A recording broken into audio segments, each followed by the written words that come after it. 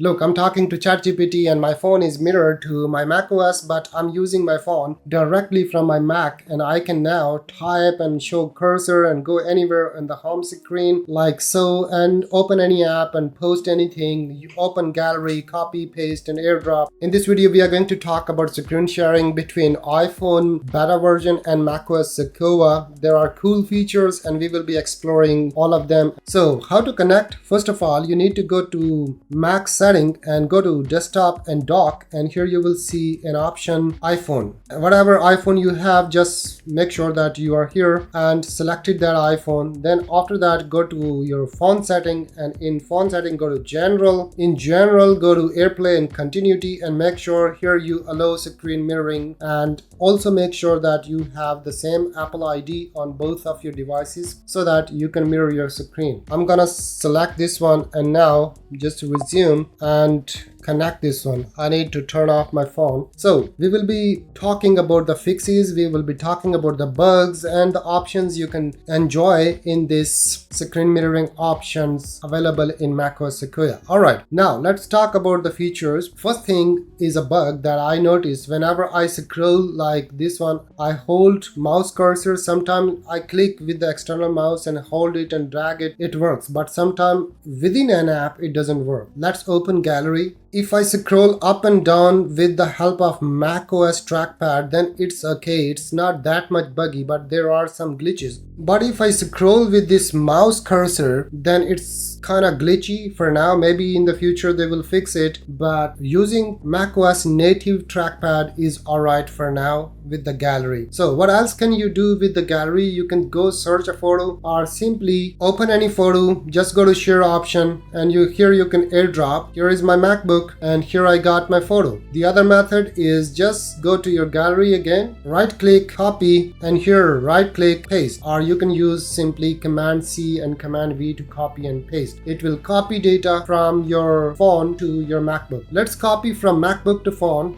and see it works or not. I'm gonna copy this one and here I press Command V, right click. For now there is no option here. Let's go to the file manager and paste it there. In the file manager I right click and paste, then it will paste the item here.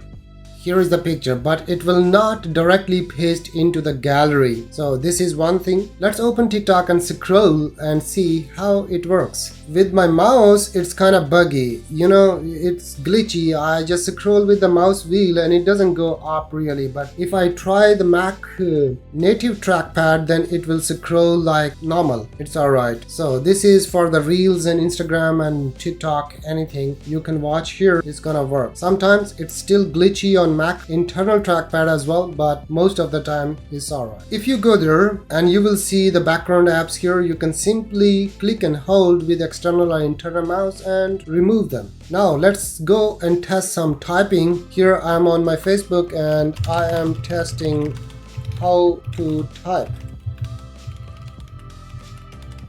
It worked quite better. It's alright, and I can use my external keyboard. If you are having problems in typing on phone, then this is the best option. You can go and type here. Go to home button. You can use all the apps same like a phone because there is nothing to explain about these apps. You already know how to operate a phone. There are some short commands and how to center left right. Go to window and here you can move and resize to the left, to the right, or wherever you want. I just keep it in the center like so. And if you want to open with command 1, it will open the home screen. Command 2 will open the background apps. Command 3 will open the spotlight search on mobile phone, and then command 1 will open again the home screen. In view option, you can go for actual size or smaller one. Smaller one will look like that, and actual one, larger one will be like that. So you can increase and decrease the size of this whole window here. In the setting, you can choose each time you want to authenticate or ask or not. You just better to choose this option if you are having no problem. Another cool feature is if you use mobile editor, then you can edit your mobile videos here using CapCut or any other one. I just open CapCut, open any video, that's a video project, and here is one thing, you can't scroll this timeline with the mouse cursor. If I click and hold, it doesn't do anything, but with the Mac trackpad I can scroll and go left and right on timeline, and I can zoom as well, like so. Here I can go with the clicks with mouse, external or the internal one. Once you're satisfied, you just export your video and